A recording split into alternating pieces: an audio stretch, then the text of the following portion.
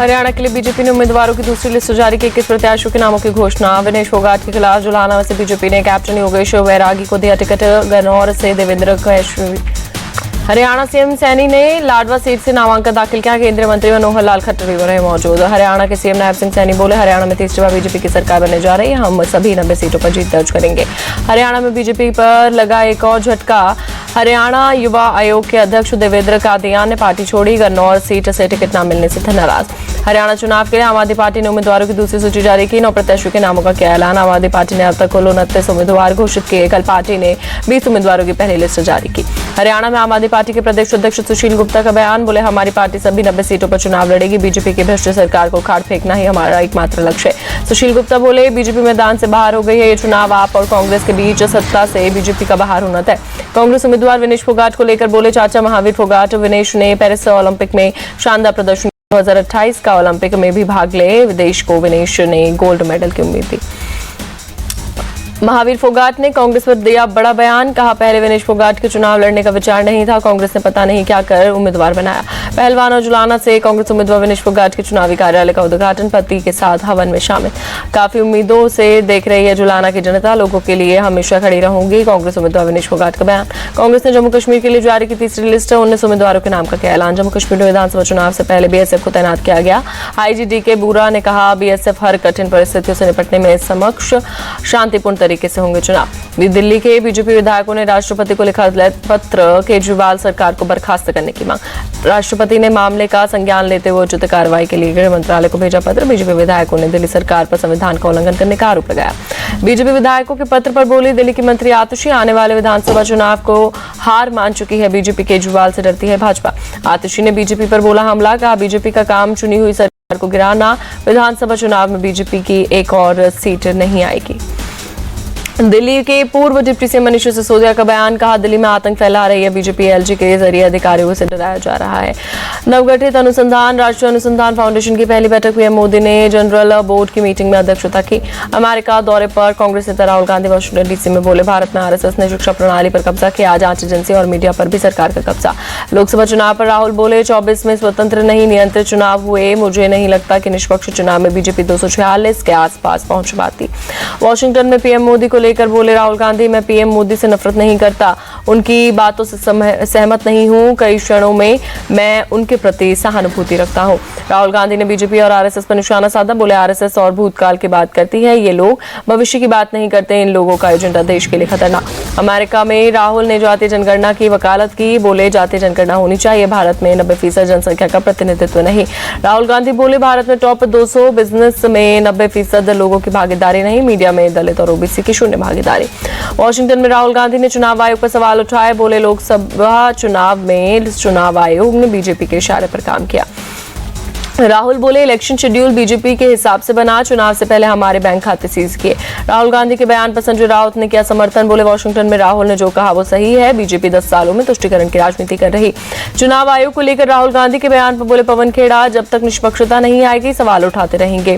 मायावती का राहुल गांधी पर बड़ा हमला। ट्वीट कर कहा, कांग्रेस शुरू से आरक्षण विरोधी। राहुल गांधी के नाटक से सचेत रहने की जरूरत। मायावती ने कहा, राहुल ने विदेश में आरक्षण खत्म करने की बात कही। साफ हुआ कि कांग्रेस सत्ता में आते ही आरक्षण खत्म कर देगी। मायावती बोली, कांग्रेस आरक्षण खत्म करने के षड्यंत्र में लगी। ये लोग संविधान और आरक्षण बचाने का नाटक कर रहे।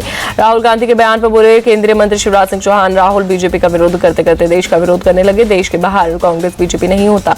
शिवराज सिंह चौहान बोले, राहुल गांधी विदेश में भारत की छवि खराब कर रहे हैं। देश की छवि खराब करना देशद्रोह में आता है। राहुल गांधी के बयान पर बोले बीजेपी प्रवक्ता प्रदीप भंडारी, अगर आज सबसे ज्यादा कहीं डर है तो वो कांग्रेस पार्टी के अंदर। प्रदीप भंडारी बोले, भारत को नुकसान पहुंचता है तो राहुल गांधी को मजा आता है। विपक्ष राजनीतिक लाभ के लिए देश को नुकसान पहुंचाने की कोशिश में।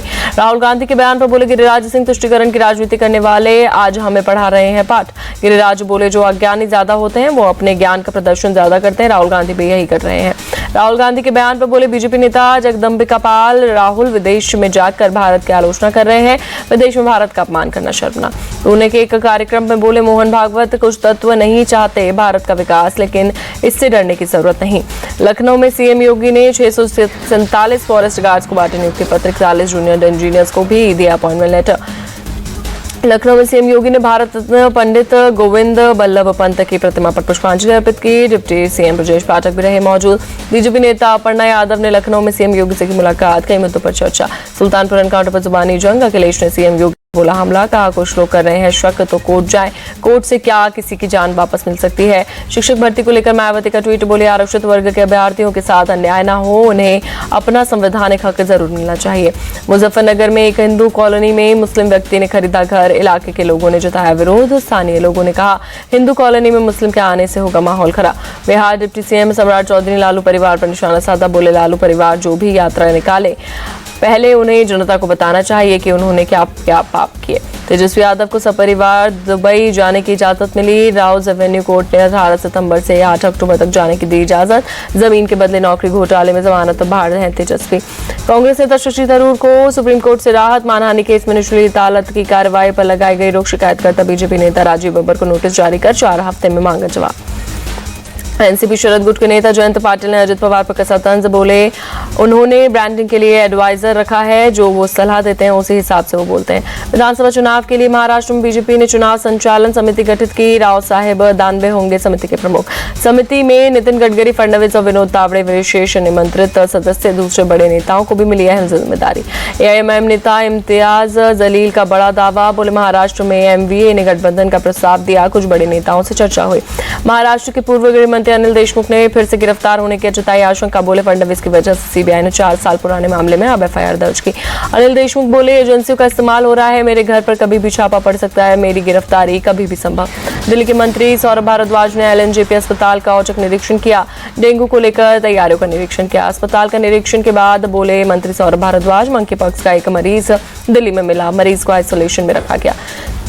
नॉर्थ दिल्ली के कई इलाकों में पानी की किल्लत, मेंटेनेंस वर्क के चलते आज पानी की सप्लाई बंद। कोलकाता रेप हत्याकांड के खिलाफ डॉक्टर्स का जारी रहेगा आंदोलन। सुप्रीम कोर्ट ने आज शाम 5 बजे तक ड्यूटी पर लौटने को कहा। बंगाल बीजेपी नेता शुभेंदु अधिकारी ने सीएम ममता बनर्जी पर बोला हमला, का वो सिर्फ अल्पसंख्यकों के मुख्यमंत्री, उन्होंने बंगाल पुलिस को गुंडा बना दिया, गुंडों को संरक्षण देना उनका काम। मणिपुर में नहीं थम रहा हिंसा का दौर, इम्फाल ईस्ट, इम्फाल वेस्ट और थौबल में कर्फ्यू लगा। शिमला में संजौली मस्जिद पर विवाद और बढ़ा, हिंदू संगठनों ने 11 सितंबर को प्रदर्शन का किया ऐलान। पुलिस ने बढ़ाई संजौली मस्जिद की सुरक्षा, अवैध निर्माण को गिराने की मांग कर रहे हैं लोग। पुलिस ने कहा 11 सितंबर को प्रोटेस्ट की इजाजत नहीं। रुद्रप्रयाग में केदारनाथ यात्रा रूट पर लैंडस्लाइड, हादसे में 5 लोगों की मौत। हादसे में 3 लोग घायल, अस्पताल में भर्ती कराया गया। राहत बचाव का कार्य जारी, भारी बारिश के चलते हुआ था भूस्खलन। छत्तीसगढ़ के रायपुर में भारी बारिश के बाद सड़कों पर जल भराव, इलाके के कई घरों में घुसा पानी। राजस्थान के अजमेर में कंक्रीट ब्लॉक लगाकर मालगाड़ी को पलटाने की कोशिश, मामले में दर्ज एफआईआर शुरू की गई जांच। 2 जगहों पर बदमाशों ने सीमेंट के 70 किलो के ब्लॉक रखे। तेज गति से आ रही ट्रेन तोड़ते हुए आगे निकली। मंगलयावास थाना इलाके के रिपोर्ट दर्ज। कानपुर में ट्रेन पलटने की साजिश में ट्रेलर लिंक से सबूत मिले। शुरुआती जांच के मुताबिक साजिश में आईएसआईएस के खुरासन मॉड्यूल का हाथ होने का शक। कानपुर में ट्रेन पलटने की साजिश के मामले में जांच 100 से ज्यादा लोगों के अब तक पूछताछ हुई, 12 लोग हिरासत में लिए गए। बहराइच में वन विभाग को बड़ी सफलता, 5वां आदमखोर भेड़िया पकड़ा गया। कड़ी मशक्कत के बाद वन विभाग की टीम ने भेड़िए को पकड़ा, अभी भी 6ठे भेड़िए की तलाश जारी। बहराइच के हरबख्श सिंहपुरवा गांव के जंगल में भेड़िए का पकड़ा गया। सुबह 6 बजे से करीब वन विभाग की टीम ने भेड़िए को पकड़ा। बहराइच के प्रभागीय वन अधिकारी अजित प्रताप सिंह बोले अब तक 5 भेड़िए पकड़े गए, 1 भेड़िया बचा है, जल्द ही उसे भी पकड़ लेंगे। बहराइच में अब तक 10 लोगों को अपना शिकार बना चुके हैं आदमखोर भेड़िए। इलाके में अभी भी दहशत का माहौल। नागपुर में बेकाबू ऑडी कार के कई गाड़ियों को मारी टक्कर, हादसे में कोई गंभीर रूप से घायल नहीं, शराब पीकर गाड़ी चलाने का शक। महाराष्ट्र बीजेपी के अध्यक्ष चंद्रशेखर बावनकुले के बेटे के नाम ऑडी कार, पुलिस ने मामला दर्ज कर 2 कार सवार को किया गिरफ्तार। चंद्रशेखर बावनकुले ने माना गाड़ी उनके बेटे के नाम पर, कहा पुलिस सख्ती से करे जांच, दोषी के खिलाफ होनी चाहिए कार्रवाई। यूपी के रामपुर में 15 साल की लड़की से रेप का मामला आया सामने। एक निजी अस्पताल के संचालक समेत 3 लोगों के खिलाफ मामला दर्ज। नाबालिग लड़की 6 दिन पहले गायब हुई थी। परिवार की शिकायत के बाद पुलिस ने लड़की को बरामद किया, 1 आरोपी गिरफ्तार। अस्पताल संचालक साजिद पाशवा के खिलाफ पुलिस ने 25,000 का इनाम घोषित किया। उसे सपा सांसद मोहिबुल्ला नकवी का करीबी बताया जा रहा है, कुछ वीडियो में दिख रहा है साथ। महाराष्ट्र के बदलापुर में एक बर्थडे पार्टी में 22 साल की लड़की के साथ गैंगरेप का मामला सामने आया। सहेली के परिचित 2 युवकों का आरोप। आरोप के मुताबिक 22 साल की लड़की की ड्रिंक में सहेली ने की बेहोश करने वाली दवा। पुलिस ने सहेली और दोनों लड़कों को किया गिरफ्तार। पालघर जिले के नाला सुपारा में 30 साल की महिला से गैंगरेप। पुलिस ने 3 आरोपियों को किया अरेस्ट। कोर्ट ने आरोपियों को 5 दिन की पुलिस कस्टडी में भेजा। देहरादून के पलटन बाजार में एक लड़की से छेड़छाड़ के विरोध में हंगामा। व्यापारियों ने बंद किया बाजार। आरोपी को पकड़ने के लिए प्रदर्शन की जा रही। लड़की के साथ सोमवार को एक दुकान में सैंडल दिखाने के बहाने युवक ने की थी छेड़खानी। पुलिस ने धर्म विशेष के आरोपी को छोड़ दिया, जिसके बाद भड़का लोगों का गुस्सा। पुणे में खाना देने से मना करने पर शराबी ड्राइवर ने एक होटल में मारी टक्कर। गुस्से में ग्राहकों से गाड़ियों को भी रौंदा। लोगों ने टक्कर मारने वाले ड्राइवर को पकड़ा। पुलिस ने मामला दर्ज कर आरोपी ड्राइवर को हिरासत में लिया। बेंगलुरु में रोड रेज का वीडियो आया सामने। एक कैब ड्राइवर ने कार के सटने से हमला किया और रॉड लेकर तोड़फोड़ की। यूपी के महोबा में सपा सांसद के बेटे पर ट्रकों को रोककर गुंडा टैक्स वसूलने और ड्राइवर से मारपीट का आरोप। पुलिस ने दर्ज किया मामला। मुजफ्फरनगर में मनचलों पर पुलिस का एक्शन। नाबालिग लड़की से छेड़छाड़ करने वाले 2 आरोपियों को 24 घंटे में पकड़ा। मध्य प्रदेश के उमरिया में हॉस्टल का खाना खाने के बाद बच्चों की तबीयत बिगड़ी। 24 छात्रों को अस्पताल में भर्ती कराया गया।